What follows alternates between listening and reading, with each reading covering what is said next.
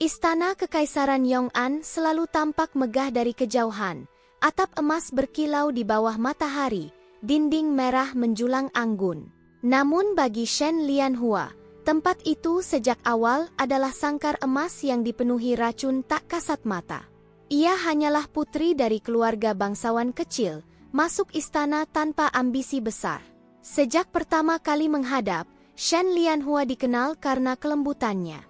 Senyumnya tidak dibuat-buat, kata-katanya tidak mengandung jebakan. Di istana yang dipenuhi kepura-puraan, ketulusannya justru menjadi hal paling langka.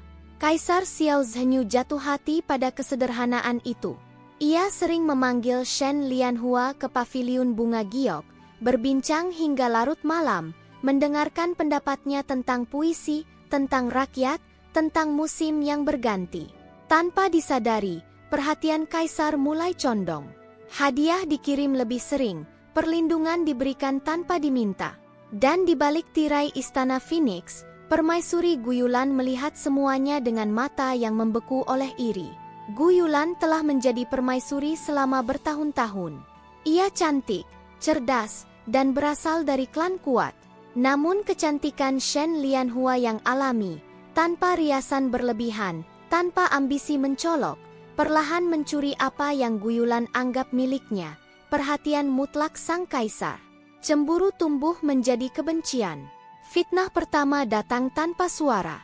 Putra mahkota jatuh sakit mendadak setelah jamuan kecil di paviliun bunga giok. Racun langka ditemukan dalam darahnya, racun yang kebetulan hanya bisa diakses oleh selir tingkat menengah dengan izin khusus. Nama Shen Lianhua disebut. Tak lama kemudian, beredar desas-desus bahwa ia memiliki hubungan terlarang dengan tabib istana, Lin Wenqing, pria yang sering mengantarkan ramuan obat untuknya karena tubuhnya yang lemah. Tatapan yang terlalu lama, percakapan yang terlalu tenang, semuanya dipelintir menjadi bukti pengkhianatan. Dan sebagai pukulan terakhir, sebuah sapu tangan bersulam nama Shen Lianhua ditemukan di kamar rahasia dekat paviliun medis, tempat yang diklaim sebagai lokasi pertemuan terlarang. Fitnah itu sempurna, terlalu rapi. Ketika Shen Lianhua diseret ke aula pengadilan, ia bahkan belum memahami apa yang terjadi. Lututnya gemetar, bukan karena takut mati, melainkan karena kebingungan. Ia yakin, selama hidupnya di istana, ia tidak pernah menyakiti siapapun. Ia menatap Kaisar Xiao Zhenyu dengan mata yang dulu penuh cinta. Namun yang ia temui hanyalah wajah dingin yang tak ia kenal.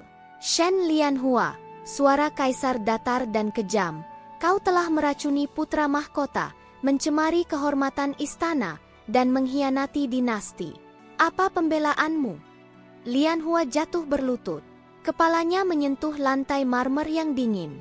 Ampuni hamba, yang mulia, suaranya bergetar. Hamba tidak bersalah. Hamba bersumpah demi langit dan bumi. Cukup. Kaisar memotongnya tanpa menoleh. Aku tidak ingin mendengar kebohongan. Tidak ada penyelidikan. Tidak ada kesempatan membela diri. Permaisuri Guyulan duduk di samping singgasana. Wajahnya tenang, bibirnya melengkung tipis. Tatapannya bertemu dengan Shen Lianhua, penuh kemenangan. Hari eksekusi ditetapkan sebelum matahari terbenam. Di lapangan hukuman, angin musim gugur berembus dingin. Shen Lianhua berlutut dengan pakaian putih polos. Rambutnya terurai, tangannya terikat. Di sekelilingnya, para pejabat menunduk, tidak satu pun berani bersuara. Ia menoleh sekali lagi ke arah Kaisar Xiao Zhenyu. Pria yang dulu menggenggam tangannya kini tak memandangnya sama sekali. Saat pedang Algojo terangkat tinggi, Shen Lianhua akhirnya mengerti. Di istana ini, ketulusan adalah dosa, cinta adalah kelemahan. Ketika pedang jatuh, rasa sakit hanya sesaat. Namun kebencian, penyesalan, dan jeritan yang tak pernah terucap membakar jiwanya hingga ke tulang. Dalam kegelapan terakhir, satu pikiran menggema.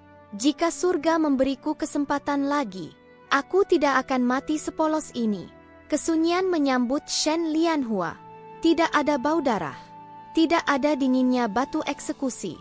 Tidak ada teriakan algojo atau sorak dingin para pejabat. Yang ia rasakan hanyalah lembutnya kasur kain sutra dan aroma dupa bunga plum yang samar. Shen Lianhua membuka mata dengan napas terengah. Langit-langit kayu sederhana menyambut pandangannya, bukan atap emas istana kekaisaran. Tirai hijau pucat tergantung di sisi ranjang, bergoyang pelan tertiup angin pagi. Jantungnya berdegup keras, seolah ingin melompat keluar dari dadanya. Ia hidup. Dengan gemetar, Shen Lianhua mengangkat tangannya sendiri. Kulitnya halus, tanpa bekas tali. Tidak ada darah. Tidak ada rasa sakit. Tubuh ini ringan, belum terkikis racun, belum dihancurkan oleh ketakutan istana. "Nona?" Suara seorang gadis muda terdengar ragu dari balik tirai. Tirai disibakkan, menampakkan wajah dayang kecil yang dikenalnya dengan sangat baik, King Er. Wajah itu terlalu muda, terlalu polos. Di kehidupan sebelumnya, King Er telah lama mati, dijual setelah Shen Lianhua dieksekusi. Tuan muda meminta Nona segera bersiap. "Hari ini jadwal belajar sulam dan etika," kata King Er lembut. "Belajar sulam." Kata-kata itu menghantam Shen Lianhua seperti petir. Ia menoleh ke arah cermin perunggu di sisi ruangan. Pantulan di sana adalah wajahnya sendiri, lebih muda, lebih segar. Mata itu belum menyimpan kehampaan, pipi itu belum dilukai kesedihan. Ini bukan mimpi. Shen Lianhua menekan dadanya. Napasnya tercekat ketika ingatan terakhir menyeruak tanpa ampun. Rasa dingin pedang di leher, tatapan kosong Kaisar Xiao Zhanyu, senyum tipis permaisuri Guyulan yang tak pernah pudar bahkan saat darahnya mengalir. Ia hampir muntah. King Er bergegas mendekat. "Nona, apakah Anda tidak enak badan?" Shen Lianhua menggeleng pelan. "Tidak apa-apa." Suaranya terdengar asing di telinganya sendiri, lebih jernih, belum retak oleh tangisan tak terhitung malam. Saat King Er membantu menyisir rambutnya, Shen Lianhua menghitung dalam diam. Tahun ini, ia baru berusia 16. Pemilihan selir kekaisaran baru akan diadakan 3 tahun lagi. 3 tahun, waktu yang dulu ia habiskan dalam ketidaktahuan. Kini, setiap wajah pengkhianat terukir jelas dalam ingatannya. Setiap kesalahan yang ia lakukan, terlalu percaya, terlalu lembut, terlalu tulus, terlihat terang benderang. Shen Lianhua menatap bayangannya sendiri di cermin. Jika surga benar-benar mengembalikannya ke titik ini, maka ini bukan belas kasihan. Ini adalah ujian. Tangannya mengepal perlahan di balik lengan baju. "Kali ini," bisiknya, nyaris tak terdengar, "aku tidak akan mati sebagai korban." Di balik mata yang tampak lembut, sesuatu berubah. Kepolosan masih ada, namun kini dibungkus oleh kesadaran dingin. Jalan di depannya masih panjang, penuh jebakan dan darah. Tetapi untuk pertama kalinya, Shen Lianhua tahu kemana ia melangkah. Dan siapa yang harus ia jatuhkan. Sejak hari Shen Lianhua menyadari bahwa ia telah kembali ke masa lalu, satu hal menjadi jelas baginya. Di istana, wajah asli adalah kelemahan paling mematikan. Maka ia memilih mengenakan wajah lama, wajah yang pernah membawanya menuju kematian. Ia kembali menjadi Shen Lianhua yang lembut. Setiap pagi, ia bangun lebih awal, menyeduh teh sendiri, menyulam dengan sabar, dan berbicara dengan suara rendah yang nyaris tak terdengar. Senyumnya selalu hadir, tidak terlalu cerah, tidak pula terlalu suram. Matanya menunduk pada waktu yang tepat, namun cukup lama untuk memberi kesan ketulusan. Orang-orang menyukainya. Para dayang berkata Nona Shen terlalu baik untuk dunia istana. Para tetua keluarga menghela napas, mengatakan ia tak akan bertahan lama jika suatu hari benar-benar masuk ke dalam istana kekaisaran. Mereka tidak tahu, justru itulah yang ia inginkan. Di balik senyum manis itu, Shen Lianhua mengingat semuanya.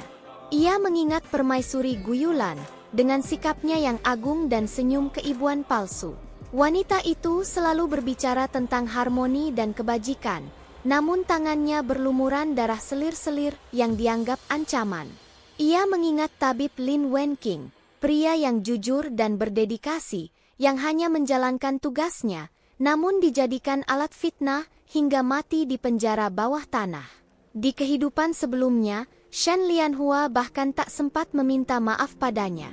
Ia juga mengingat Kasim kepala Zhao An. Pria itu selalu tersenyum, selalu membungkuk, selalu tampak netral. Namun justru dari mulutnya, banyak perintah kotor disampaikan, banyak nyawa diakhiri tanpa jejak. Dan yang paling menyakitkan, ia mengingat para dayang senior. Wanita-wanita yang dulu ia perlakukan dengan hormat, yang memanggilnya nyonya dengan senyum, namun menutup pintu paviliun saat ia diseret menuju kematian. Tak satu pun yang bersuara. Shen Lianhua belajar satu hal dari semua itu. Tidak semua pengkhianat memegang pisau. Banyak yang hanya memilih diam. Dengan kesadaran itu, ia mulai bergerak. Pelan, tanpa suara. Langkah pertamanya adalah membangun hubungan dengan orang-orang yang selama ini dianggap remeh. Pelayan, Kasim tingkat rendah, pengurus gudang, dan penjaga gerbang dalam. Mereka adalah mata dan telinga istana yang sesungguhnya. Ia tidak memberi perintah. Ia tidak menunjukkan ambisi. Ia hanya peduli. Jika seorang pelayan jatuh sakit, ia mengirimkan ramuan dari tabib keluarga. Jika seorang Kasim ditegur tanpa alasan, ia berbicara baik-baik dengan pengawasnya. Hadiahnya kecil, sepotong kue, sapu tangan sulam sederhana, beberapa kata penghiburan. Hal-hal sepele. Namun Shen Lianhua tahu, di istana, kebaikan kecil yang konsisten jauh lebih berharga daripada emas yang mencolok. Nama Nona Shen mulai beredar pelan, bukan sebagai ancaman, melainkan sebagai seseorang yang layak dilindungi. Langkah keduanya lebih berbahaya. Ia mulai mengamati para pejabat yang sering keluar masuk kediaman bangsawan. Ia mendengarkan percakapan tanpa terlihat mendengar, mencatat kebiasaan, mencium aroma ambisi di balik kata-kata sopan. Pada suatu jamuan kecil, ia dengan sengaja menjatuhkan cangkir teh di hadapan seorang pejabat rendah bernama Su Ming, pria yang kelak di kehidupan sebelumnya menjadi alat klan Gu. Dengan wajah panik, Shen Lianhua meminta maaf berulang kali, bahkan berlutut. Su Ming terkejut dan segera membantunya berdiri, merasa berutang budi pada gadis yang begitu rendah hati. Shen Lianhua tersenyum lembut, tanpa tahu bahwa hutang kecil itu kelak akan menyelamatkan hidupnya. Langkah ketiga adalah Kasim. Di kehidupan sebelumnya, Shen Lianhua hampir tidak pernah berurusan dengan Kasim kecuali yang ditugaskan langsung kepadanya. Ia menganggap mereka hanya perantara. Kini ia tahu, Kasim adalah simpul kekuasaan. Ia mulai dengan Kasim tingkat menengah yang tidak terlalu dekat dengan Zhao An, namun cukup lama bekerja di istana untuk mengetahui alur rahasia. Ia mendengarkan keluhan mereka, tertawa pada cerita remeh, dan tidak pernah mempermalukan mereka. Perlahan, ia mengetahui siapa yang setia pada siapa, siapa yang bisa dibeli, siapa yang hanya menunggu arah angin. Setiap informasi ia simpan rapat di dalam hati. Tidak satu pun ditulis, tidak satu pun dibagikan. Shen Lianhua tahu, lidah adalah senjata yang paling cepat membunuh pemiliknya. Di hadapan semua orang, ia tetap gadis polos yang tidak mengerti politik. Ia berbicara tentang bunga, tentang cuaca, tentang puisi murahan. Jika mendengar gosip, ia terlihat terkejut dan segera menutup telinganya. Namun di malam hari, sendirian di kamarnya, ia menyusun peta tak terlihat. Siapa yang kelak akan menjadi musuh? Siapa yang bisa dimanfaatkan? Siapa yang harus diselamatkan sebelum terlambat? Ia tidak terburu-buru. Ia pernah mati karena tergesa-gesa mempercayai cinta dan keadilan. Kini ia tahu, kesabaran adalah bentuk balas dendam yang paling kejam. Saat Shen Lianhua menatap bayangannya di cermin, ia masih melihat gadis lembut yang sama. Namun di balik mata itu, ada sesuatu yang baru, dingin, tajam, dan terjaga. Topeng kepolosan itu sempurna, dan selama topeng itu masih utuh, tidak satu pun dari mereka akan menyadari bahwa korban yang dulu mereka injak kini sedang menghitung langkah menuju kehancuran mereka satu persatu. Hari pemilihan selir kekaisaran tiba dengan langit kelabu dan angin musim semi yang dingin. Barisan gadis bangsawan berdiri rapi di aula 100 burung, mengenakan busana terbaik mereka. Di antara wajah-wajah penuh ambisi dan kegugupan, Shen Lianhua berdiri dengan kepala sedikit menunduk, tangan terlipat rapi di depan dada. Ia kembali ke tempat ini. Namun kali ini, jantungnya tidak berdebar karena cinta, melainkan karena perhitungan. Nama. Suara Kasim pencatat terdengar datar. Shen Lianhua, putri dari keluarga Shen di Kabupaten Yun, jawabnya lembut. Tatapan para pejabat menyapu dirinya. Wajahnya tenang, nyaris terlalu biasa. Tak ada kecantikan mencolok, hanya kesan bersih dan jinak. Baik, kata Kasim itu. Masuk ke barisan ketiga. Beberapa jam kemudian, keputusan diumumkan. Dengan titah langit, suara kepala Kasim menggema. Shen Lianhua dianugerahi gelar Selir Liang. Tidak ada kejutan di wajahnya. Ia hanya menunduk, berterima kasih, seperti gadis yang tidak mengharapkan apapun. Di paviliun hujan giok, tempat tinggal sementaranya, dayang-dayang baru sibuk membereskan barang. Selamat Nyonya, bisik salah satu dari mereka. Banyak yang iri pada Anda. Shen Lianhua tersenyum kecil. Jangan berkata begitu. Di istana, kata-kata bisa menjadi pedang. Hari ketiga setelah masuk istana, ia dipanggil menghadap Permaisuri Guyulan. Istana Phoenix tetap sama seperti dalam ingatannya. Megah, dingin, dan penuh tekanan tak terlihat. Shen Lianhua berlutut dalam-dalam begitu memasuki aula. Selir Liang memberi hormat pada Yang Mulia Permaisuri. Guyulan duduk di singgasananya, mengenakan jubah bersulam burung phoenix emas. Tatapannya menilai, dari ujung rambut hingga ujung kaki. Bangkitlah, katanya dingin. Aku mendengar kau berasal dari keluarga kecil. Benar, Yang Mulia, jawab Shen Lianhua pelan.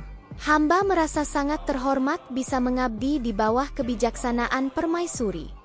Alis Guyulan sedikit terangkat. Oh, kau tahu tentang kebijaksanaanku? Shen Lianhua menunduk lebih dalam. Semua selir di istana memuji bagaimana Yang Mulia menjaga keharmonisan dan keadilan. Hamba hanya berharap tidak membuat kesalahan. Nada suaranya gemetar tipis, cukup untuk terdengar tulus. Guyulan mengamati wajahnya lama. Kau tampak penakut. Hamba memang demikian, jawab Shen Lianhua cepat. Hamba takut melanggar aturan dan mengecewakan Yang Mulia. Keheningan menyelimuti aula.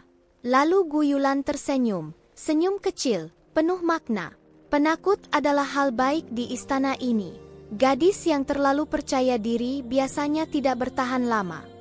Hamba akan mengingat kata-kata itu, ujar Shen Lianhua, menahan napas. Saat pertemuan selesai, salah satu dayang senior Permaisuri berbisik, Yang Mulia, selir baru itu tidak tampak berbahaya.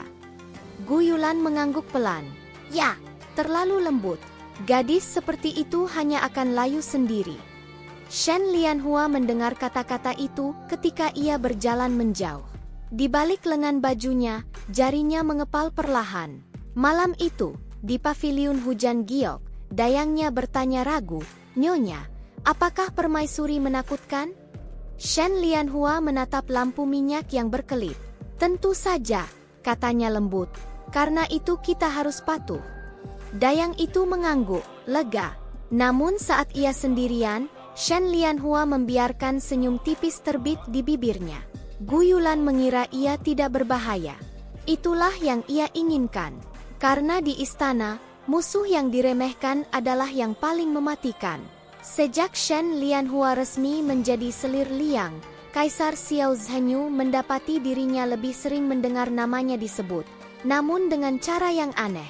Bukan pujian mencolok tentang kecantikan, bukan pula keluhan tentang ambisi yang berlebihan.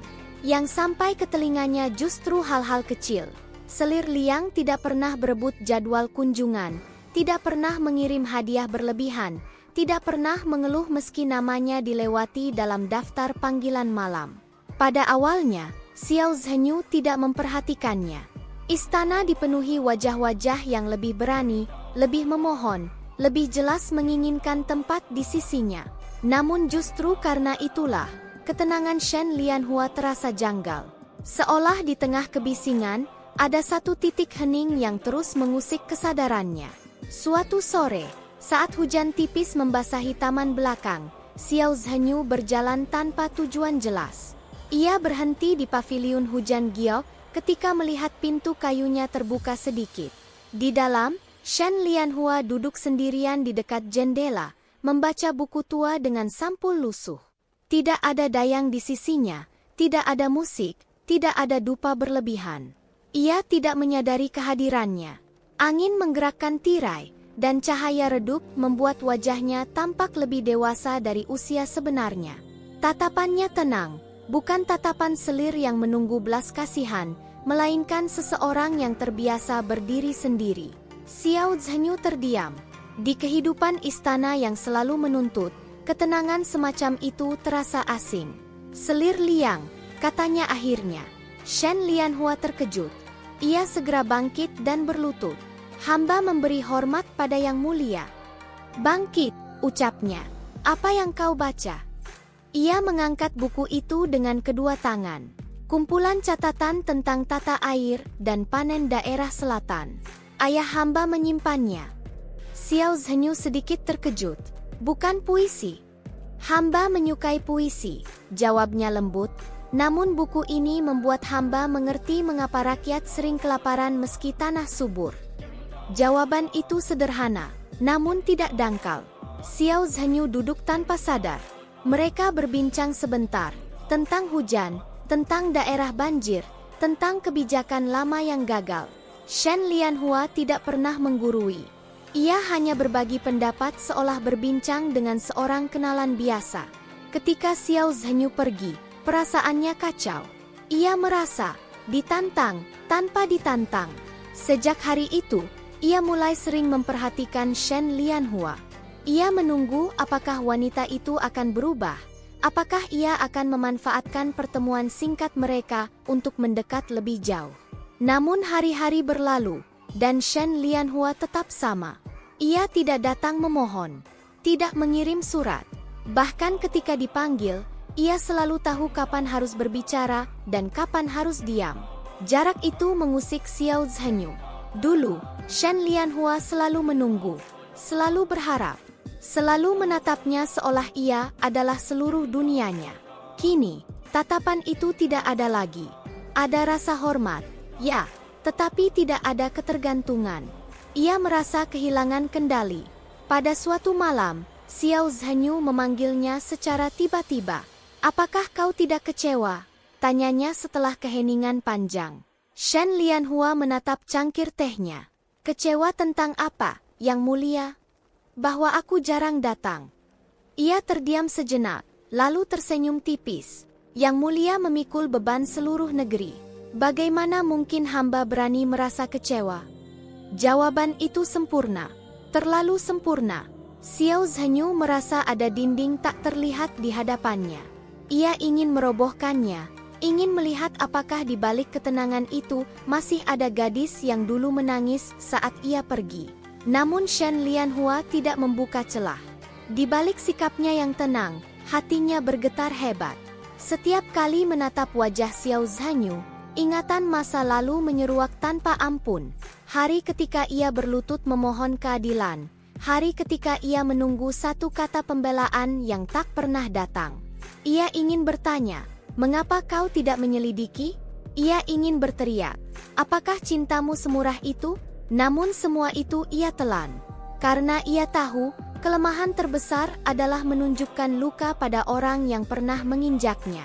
Cinta dan benci bercampur dalam dadanya, membentuk rasa sakit yang tak bisa dinamai. Ia masih merasakan sisa-sisa cinta lama, seperti abu yang belum sepenuhnya padam. Namun kebencian tumbuh di atasnya, dingin dan tajam. Dan justru karena itulah, Xiao Zhenyu semakin terjerat. Ia mencintai jarak itu. Ia membenci ketenangan itu. Ia menginginkan wanita yang tak lagi membutuhkan dirinya. Tanpa disadari, Kaisar Xiao Zhenyu mulai jatuh. Bukan pada kepolosan Shen Lianhua yang dulu, melainkan pada keteguhan dingin yang kini berdiri di hadapannya. Sementara Shen Lianhua tahu, Setiap langkah mendekat dari sang kaisar adalah pedang bermata dua. Ia tidak boleh jatuh lagi. Tidak kali ini. Istana tidak pernah runtuh dalam satu malam. Ia retak perlahan, nyaris tak terdengar. Hingga suatu hari semua orang baru menyadari bahwa dinding yang mereka sandari telah lama keropos. Shen Lianhua memahami kebenaran itu lebih baik daripada siapapun. Ia tidak terburu-buru. Permaisuri Guyulan telah bertahan bertahun-tahun di puncak kekuasaan bukan karena keberuntungan semata. Ia cermat, sabar, dan tahu bagaimana menutupi darah dengan sutra emas. Menyerangnya secara langsung sama saja dengan menyerahkan leher sendiri. Shen Lianhua telah melakukan kesalahan itu di kehidupan sebelumnya. Kini, ia memilih cara yang berbeda. Ia memilih membiarkan kebenaran berjalan sendiri, perlahan, namun tak terhentikan. Langkah pertamanya hampir tak terlihat. Di salah satu sore yang tampak biasa, Shen Lianhua berkunjung ke Istana Dingin dengan dalih mengirimkan pakaian hangat. Tempat itu dihuni oleh selir-selir yang telah dilupakan, wanita-wanita yang namanya jarang disebut kecuali sebagai peringatan sunyi. Banyak dari mereka menghilang secara resmi, dipindahkan, sakit, atau dihukum tanpa alasan jelas. Shen Lianhua duduk bersama mereka, mendengarkan tanpa mencatat, tanpa bertanya berlebihan. Ia hanya membiarkan mereka berbicara. Tentang malam ketika Kasim datang tanpa penjelasan. Tentang obat yang diberikan tanpa izin tabib resmi. Tentang anak yang direnggut dari pelukan ibunya dengan alasan pemeriksaan, lalu tak pernah kembali. Ia tidak menjanjikan keadilan. Ia hanya berkata, "Aku mendengar kalian." Dan bagi mereka yang telah lama dipaksa diam, itu sudah cukup untuk membuat air mata jatuh. Beberapa hari kemudian, secara kebetulan, salah satu pejabat sensor istana menerima laporan anonim tentang ketidaksesuaian catatan pemindahan selir. Tidak ada tuduhan, hanya pertanyaan administratif yang sederhana. Mengapa nama-nama tertentu tercatat keluar dari istana, namun tidak ada dokumen pengantar resmi? Sensor itu dikenal jujur. Ia mulai menggali. Guyulan belum menyadarinya. Langkah kedua lebih halus, hampir menyerupai permainan catur. Shen Lianhua tahu siapa saja pejabat yang selama ini berada di bawah pengaruh keluarga Gu. Ia tahu siapa yang menerima emas, siapa yang diangkat terlalu cepat, dan siapa yang hidup terlalu mewah untuk gaji mereka. Namun ia juga tahu satu hal yang lebih penting, tidak semua dari mereka setia. Sebagian hanya terjebak. Pada sebuah jamuan kecil yang dihadiri para selir dan istri pejabat, Shen Lianhua duduk di sudut, tampak seperti pendengar yang baik. Ketika seorang istri pejabat mengeluh tentang suaminya yang gelisah karena audit mendadak, Shen Lianhua menanggapi dengan nada ringan. "Audit memang menakutkan," katanya sambil tersenyum. "Namun selama tidak ada yang disembunyikan, bukankah itu hanya formalitas?" Kalimat itu terdengar polos. Namun malam itu juga, sang pejabat mendatangi seorang Kasim tingkat menengah yang diam-diam telah lama berada di jaringan Shen Lianhua. Ia bertanya dengan suara gemetar tentang dokumen lama, tentang catatan sumbangan keluarga Gu yang seharusnya tidak pernah ada. Kasim itu tidak menjawab. Ia hanya berkata, "Yang mulia Selir Liang terkenal bijaksana. Kadang, beliau hanya berbicara tentang hal-hal yang seharusnya diingat." Kegelisahan menyebar seperti retakan es. Beberapa pejabat mulai membersihkan jejak mereka sendiri. Beberapa terlalu lambat. Dan beberapa lainnya, karena panik, justru membuat kesalahan fatal, memindahkan dokumen, memberi perintah tergesa-gesa, atau mencoba menyuap orang yang salah. Semua itu tercatat. Langkah ketiga adalah yang paling berbahaya.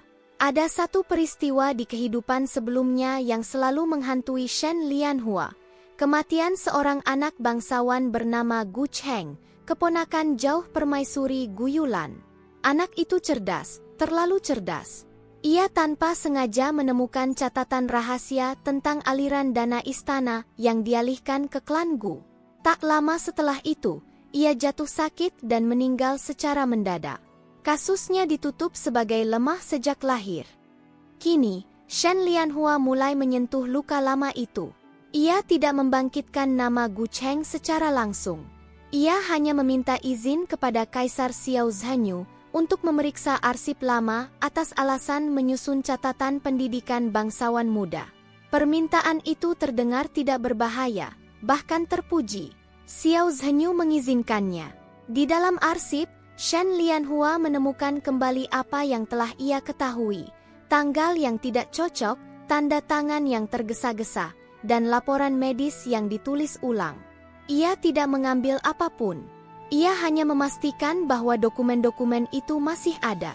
Beberapa hari kemudian, seorang tabib tua dipanggil kembali ke istana sebagai saksi dalam kasus yang sama sekali berbeda.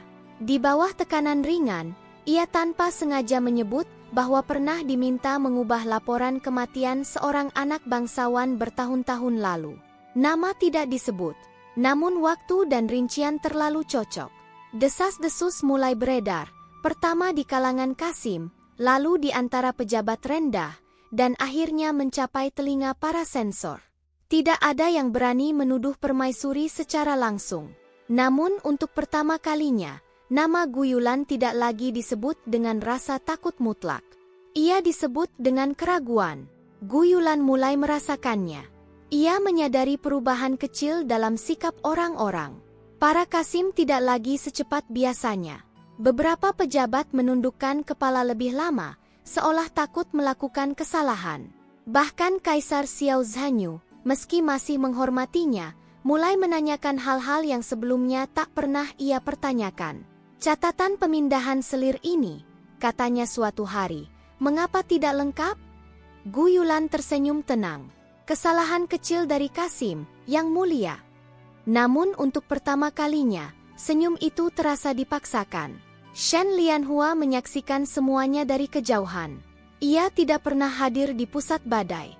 Ia tetap selir liang yang tenang, yang berbicara tentang musik dan buku, yang tidak pernah mencampuri urusan politik secara terang-terangan. Bahkan ketika rumor mulai mengarah pada keluarga Gu, namanya tidak pernah disebut. Dan itulah yang membuatnya berbahaya. Karena di istana, orang yang tidak terlihat seringkali adalah tangan yang menggerakkan segalanya. Suatu malam, Shen Lianhua berdiri di depan jendela, menatap lentera yang bergoyang pelan. Ia teringat wajah permaisuri Gu Yulan di kehidupan sebelumnya. Anggun, tak tersentuh, menang hingga akhir. Kini, topeng itu mulai retak. Belum runtuh, belum terbuka sepenuhnya. Namun Shen Lianhua tahu, retakan kecil sudah cukup. Karena ketika cahaya masuk, kegelapan tidak akan pernah bisa kembali seperti semula. Dan kali ini, ia tidak akan menghentikan kebenaran. Ia akan membiarkannya berjalan sampai akhir. Permaisuri Gu Yulan bukan wanita yang akan diam menunggu kehancuran. Sejak desas-desus mulai beredar dan tatapan orang-orang berubah, ia tahu seseorang sedang menggerogoti fondasi kekuasaannya. Dan di antara semua selir, hanya satu nama yang terus muncul dalam pikirannya, Shen Lianhua. Terlalu tenang, terlalu bersih, terlalu tidak terlibat. Pengalaman bertahun-tahun di istana mengajarkan Gu Yulan bahwa bahaya terbesar bukan berasal dari wanita yang terang-terangan ambisius, melainkan dari mereka yang tampak tidak menginginkan apapun. Maka ia memutuskan melakukan apa yang selalu berhasil. Fitnah. Ia memilih pola lama, pola yang dulu menghancurkan Shen Lianhua dengan sempurna. Racun, tabib, dan pengkhianatan. Hanya sedikit disesuaikan agar tampak segar. Kesempatan datang ketika Kaisar Xiao Zhenyu jatuh sakit ringan setelah sebuah jamuan kecil. Tidak serius, hanya demam dan pusing. Namun bagi Gu Yulan, itu sudah cukup. Ia memerintahkan seorang Kasim kepercayaannya untuk menemukan sisa ramuan di paviliun hujan giok. Ramuan yang mengandung bahan terlarang dalam jumlah kecil. Tidak mematikan, hanya cukup untuk menimbulkan kecurigaan. Pada saat yang sama, seorang tabib muda diperintahkan bersaksi bahwa ia melihat Shen Lianhua sering menanyakan obat-obatan tertentu. Segalanya tampak rapi, terlalu rapi. Kaisar Xiao Zhenyu memerintahkan penyelidikan sementara. Paviliun hujan giok disegel. Shen Lianhua dipanggil menghadap. Di aula pemeriksaan, suasana tegang membeku udara. Para pejabat berdiri di sisi, para Kasim menunduk, dan Gu Yulan duduk di tempatnya dengan wajah penuh keprihatinan. "Selir Liang," suara Xiao Zhanyu berat. "Kau tahu mengapa kau dipanggil ke sini?" Shen Lianhua berlutut dengan tenang. "Hamba tidak tahu kesalahan apa yang telah hamba perbuat, Yang Mulia." Nada suaranya stabil. Tidak ada tangisan, tidak ada kepanikan. Gu Yulan memperhatikan dengan mata menyipit. "Yang Mulia," Permaisuri berkata lembut, "mungkin Selir Liang tidak bermaksud jahat. Namun bukti tidak bisa diabaikan." Sebuah kotak kecil diletakkan di hadapan kaisar. Di dalamnya, sisa ramuan yang telah dicampur bahan terlarang. Xiao Zhenyu menatapnya lama. Di kehidupan sebelumnya, inilah saat ia menjatuhkan hukuman. Namun kali ini, ada sesuatu yang terasa berbeda. "Siapa yang menemukan ini?" tanyanya. Kasim yang diperintahkan Gu Yulan melangkah maju. "Hamba, Yang Mulia." "Di mana?" "Di sudut lemari paviliun hujan giok." "Siapa yang menemani saat kau mencarinya?" Kasim itu terdiam sesaat. Hamba sendiri." Keheningan merambat. Shen Lianhua mengangkat kepala. "Yang Mulia," katanya pelan, "bolehkah hamba mengajukan satu permintaan?" Gu Yulan segera menyela. "Dalam situasi seperti ini, biarkan dia bicara," potong Xiao Zhanyu. "Hamba memohon agar Kasim penjaga paviliun juga dipanggil," ujar Shen Lianhua. "Dan tabib yang memberikan ramuan hamba selama ini." Gu Yulan tersenyum tipis. "Kau cukup berani." "Hamba hanya ingin kebenaran," jawab Shen Lianhua, menunduk. Satu persatu, saksi dipanggil. Kasim penjaga bersaksi bahwa ia melihat Kasim Permaisuri masuk ke paviliun hujan giok pada malam hari, tanpa izin resmi. Tabib tua yang selama ini merawat Shen Lianhua menyatakan bahwa ia tidak pernah memberikan obat dengan bahan terlarang. Lalu tabib muda yang ditunjuk Gu Yulan maju. Namun di bawah tatapan dingin Xiao Zhanyu dan pertanyaan berlapis dari pejabat sensor, suaranya mulai goyah. Ia akhirnya mengakui bahwa ia diperintahkan memberikan kesaksian palsu. Suasana berubah. Gu Yulan merasakan tanah di bawah kakinya mulai retak. "Ini semua fitnah," serunya. "Seseorang ingin menjatuhkan posisi hamba." Xiao Zhenyu menatapnya lama. Untuk pertama kalinya, tidak ada keyakinan mutlak di matanya. Bayangan masa lalu menyeruak. Hari ketika Shen Lianhua berlutut memohon. Hari ketika ia menutup telinga pada pembelaan yang sama tenangnya. "Cukup," katanya akhirnya. Ia memerintahkan penyelidikan lanjutan terhadap asal ramuan dan perintah yang diberikan. Gu Yulan tidak ditahan, namun kepercayaan mutlak telah runtuh. Malam itu, Xiao Zhenyu duduk sendirian di ruang kerjanya. Untuk pertama kalinya, ia bertanya pada dirinya sendiri, "Apakah aku pernah salah?" Dan rasa bersalah mulai tumbuh, pelan, namun tak terhindarkan. Kebenaran tidak datang dengan ledakan. Ia datang sebagai runtuhan pelan yang tak bisa dihentikan. Pada malam ketika hujan turun tanpa henti, Kaisar Xiao Zhanyu duduk di ruang arsip dalam istana dalam. Di hadapannya terbentang dokumen-dokumen lama yang seharusnya tidak pernah disentuh lagi. Catatan hukuman, laporan medis, perintah tertulis dengan cap kekaisaran yang telah memudar warnanya. Semua itu berasal dari satu perkara yang selama bertahun-tahun ia yakini telah selesai. Perkara Shen Lianhua. Tangannya gemetar ketika membaca ulang laporan kematian itu. Tuduhan peracunan putra mahkota. Kesaksian tabib Lin Wenqing. Pengakuan Kasim. Semuanya tampak sempurna. Sampai ia membaca catatan tambahan yang baru ditemukan oleh pejabat sensor, tanda tangan yang dipalsukan, waktu pemeriksaan yang tidak masuk akal, dan perintah lisan yang tak pernah tercatat secara resmi. Nama Gu Yulan muncul berulang kali. Tidak terang-terangan, namun jelas bagi siapapun yang mau melihat. Xiao Zhenyu menutup mata. Ia teringat wajah Shen Lianhua saat itu. Tidak menjerit, tidak mengutuk, hanya menatapnya dengan mata yang penuh keputusasaan dan harapan terakhir. Ia teringat bagaimana ia memalingkan wajah, yakin bahwa keadilan telah ditegakkan. Kini ia menyadari, keadilan itu adalah kebohongan yang ia izinkan. Yang mulia, bisik seorang Kasim dengan hati-hati. Keluar, perintahnya singkat. Begitu pintu tertutup, Xiao Zhanyu menunduk, menahan napas yang terasa terlalu berat untuk ditarik. Dadanya sesak. Untuk pertama kalinya sejak naik tahta, ia merasa takut, bukan pada musuh, bukan pada kekuasaan, melainkan pada kebenaran tentang dirinya sendiri. Ia telah membunuh wanita yang mencintainya dengan sepenuh jiwa. Malam itu juga, ia memanggil Shen Lianhua. Paviliun hujan giok sunyi ketika ia tiba. Tidak ada musik, tidak ada cahaya berlebihan. Shen Lianhua berdiri di depan meja rendah, seolah sudah menunggu.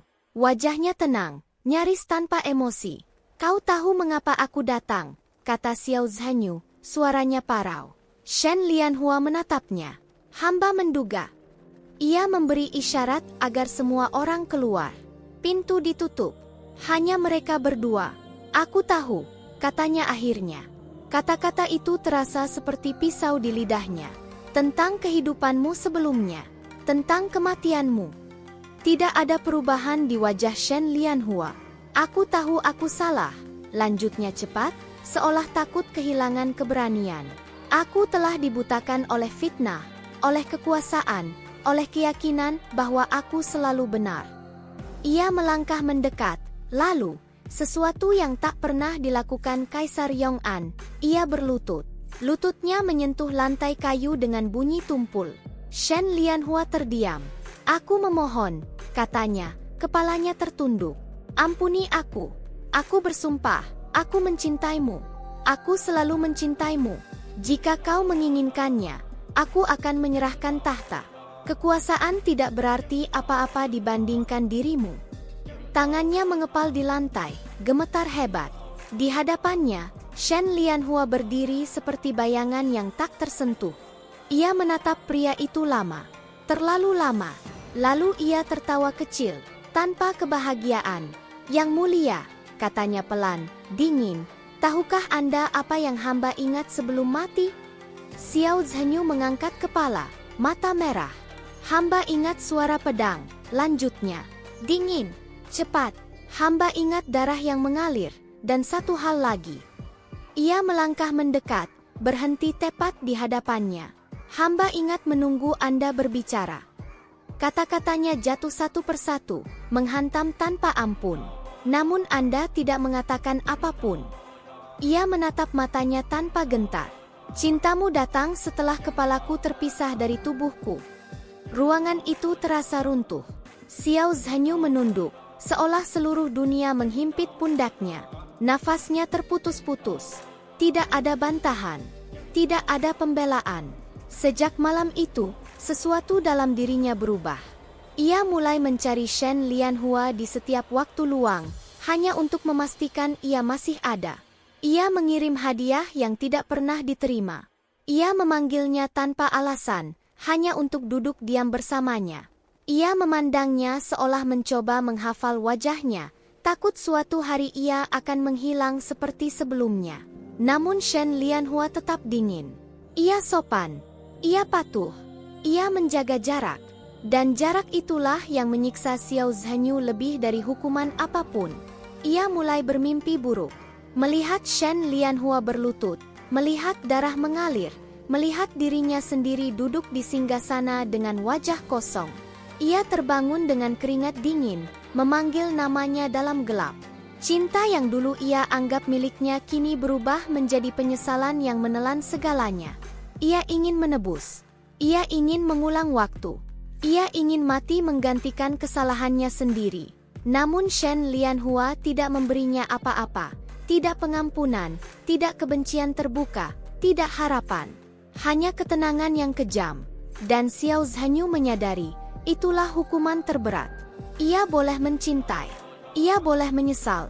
Namun ia tidak akan pernah benar-benar dimaafkan. Dan cinta yang dipaksa berlutut itu akan menghantuinya selama ia masih hidup. Sidang agung digelar pada hari ketika langit tertutup awan kelabu. Seolah surga sendiri enggan menyaksikan apa yang akan terjadi. Aula kekaisaran dipenuhi pejabat tinggi, sensor, jenderal, dan Qasim senior.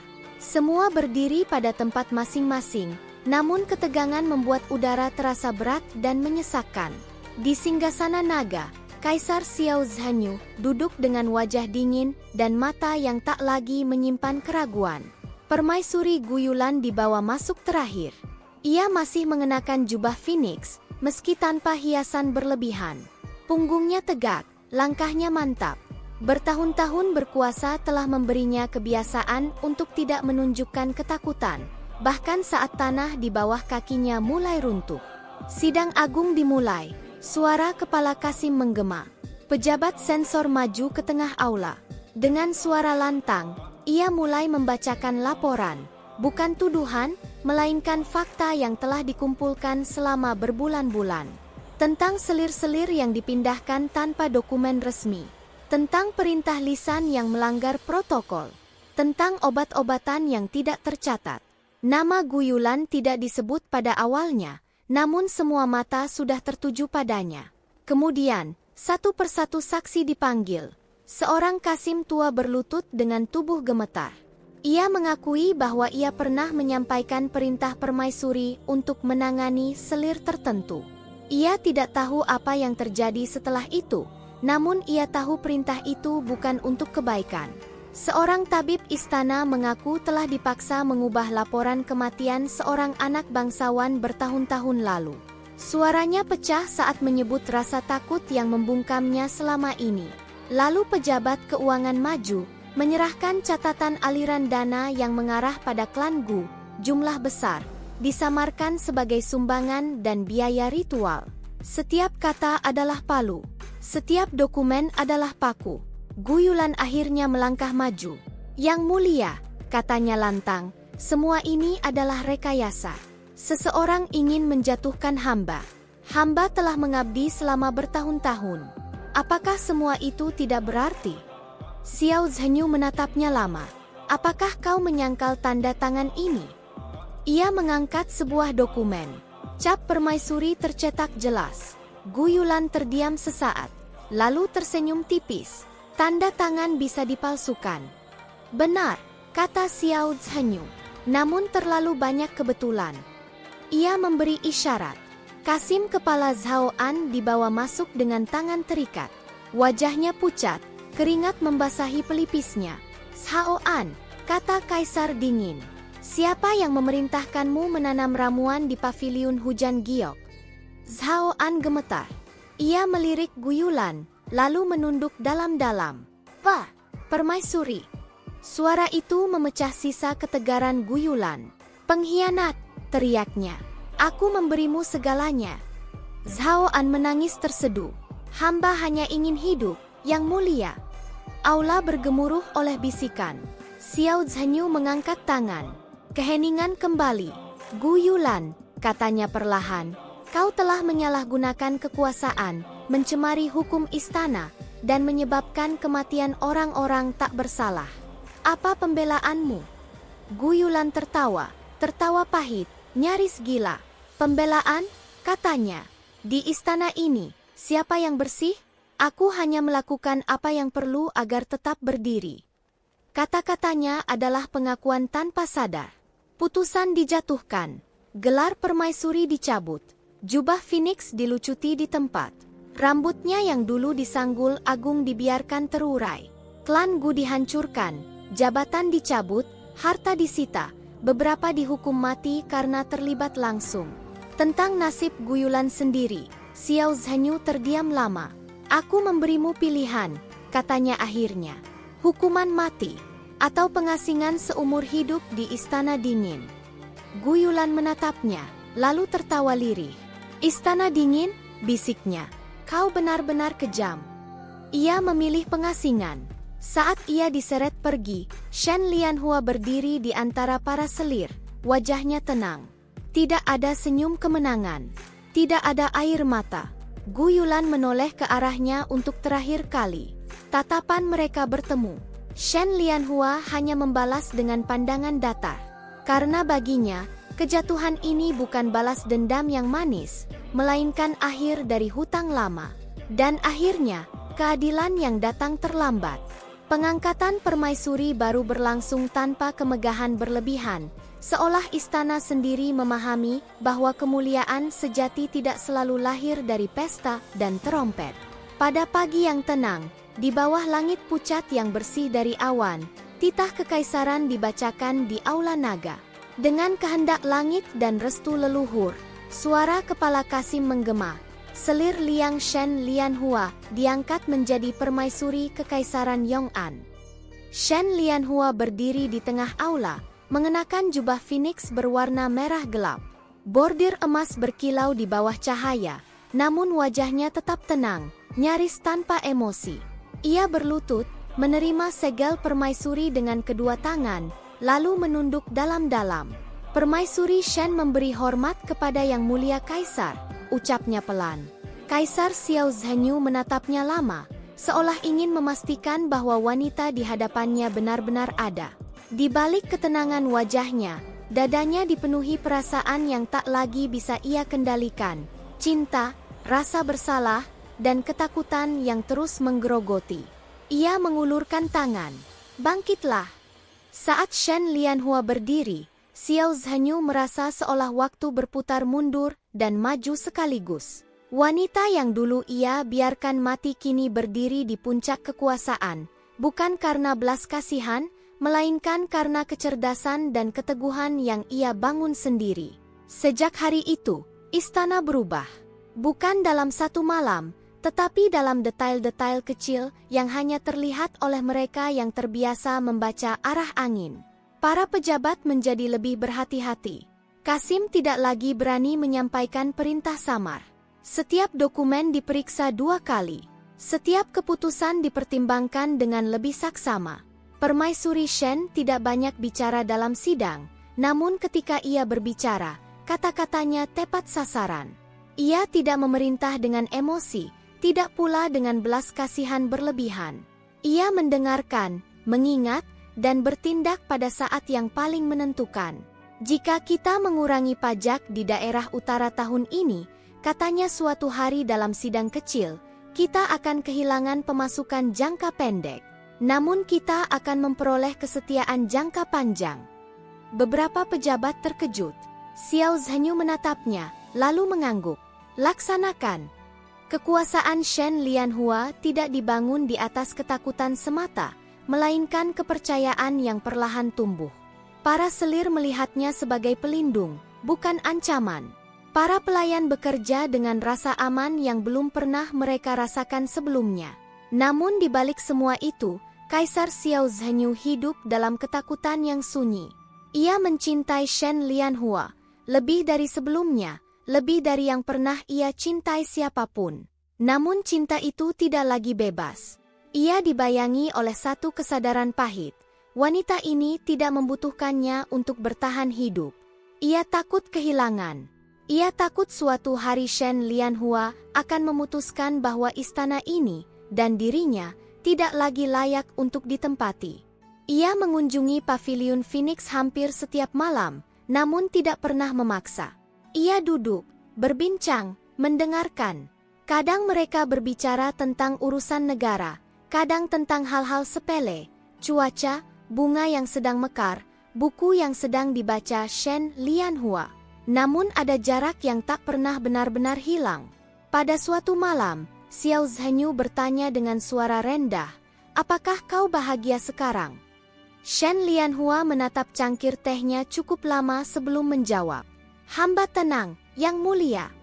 Jawaban itu membuat dadanya terasa kosong.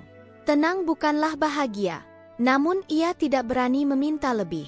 Dendam Shen Lianhua telah tuntas. Permaisuri Guyulan menghabiskan hari-harinya di istana dingin, dikelilingi dinding retak dan udara lembab. Klan Gu hancur, namanya menjadi peringatan bagi keluarga lain yang berniat melangkahi batas. Para pengkhianat lainnya telah dihukum, disingkirkan, atau dilupakan oleh sejarah. Tidak ada lagi ancaman nyata. Dan justru di sanalah Shen Lianhua mulai merasa kehilangan sesuatu yang tak bisa ia beri nama. Suatu sore, ia berjalan sendirian di taman belakang istana. Bunga plum mulai berguguran, kelopaknya jatuh perlahan ke kolam. Ia berhenti, menatap bayangannya di air. Ia teringat dirinya yang dulu, gadis muda yang percaya bahwa cinta dan ketulusan cukup untuk bertahan hidup. Gadis yang tersenyum tanpa perhitungan, yang mencintai tanpa rasa takut. Gadis itu telah mati, bukan di bawah pedang Algojo, melainkan dalam perjalanan panjang menuju kemenangan ini. Shen Lianhua menyadari bahwa setiap langkah balas dendam telah mengikis sesuatu di dalam dirinya. Ia menjadi lebih kuat, lebih tajam, lebih waspada. Namun ia juga menjadi lebih sunyi. Ia tidak lagi mudah percaya, tidak lagi mudah tersentuh. Bahkan cintanya sendiri kini terbungkus lapisan kehati-hatian yang tebal. Pada malam lain, Xiao Zhenyu tertidur di sisinya, wajahnya tampak lelah namun damai. Shen Lianhua menatapnya dalam diam. Ia tahu pria ini mencintainya dengan sepenuh jiwa, bahkan dengan ketakutan yang menyertainya. Ia juga tahu, jika ia memilih pergi suatu hari nanti, Xiao Zhenyu akan runtuh. Namun ia tidak merasa puas dengan kekuasaan semata. Apakah ini harga yang harus dibayar? Bisiknya pada dirinya sendiri. Tahta telah ia raih, musuh telah hancur. Dendam telah terbalaskan dengan sempurna, namun kepolosan, hal paling berharga yang dulu ia miliki, tidak pernah ikut kembali. Shen Lianhua menutup mata. Ia tidak menyesal, namun ia juga tidak lagi bisa menjadi dirinya yang dulu. Dan begitulah kisahnya berakhir.